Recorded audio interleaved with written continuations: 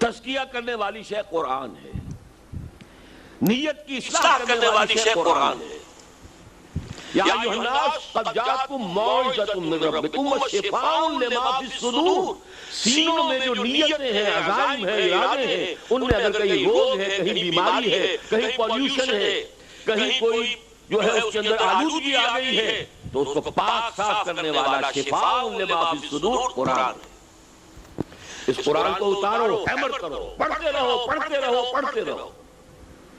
یا ایھا المزمل قم اللیل الا قلیلا نصفہ او انقص منہ قلیلا او زد علیہ ورتل القرآن ترتیلا۔ پڑھتے رہیے، پڑھتے رہیے، 2/3 رات۔ اور سوچئے اس وقت تک قرآن کتنا نازل ہوا تھا، ابھی تو چند آیتیں اتری تھی، انہیں کو ریپیٹ کرتے رہیے، ریپیٹ کرتے رہیے، ریپیٹ کرتے رہیے، جس کو آپ انگریزی میں کہتے ہیں hammer it, hammer it, hammer it, یہاں تک کہ قرآن آپ کے وجود کا جز بن جائے۔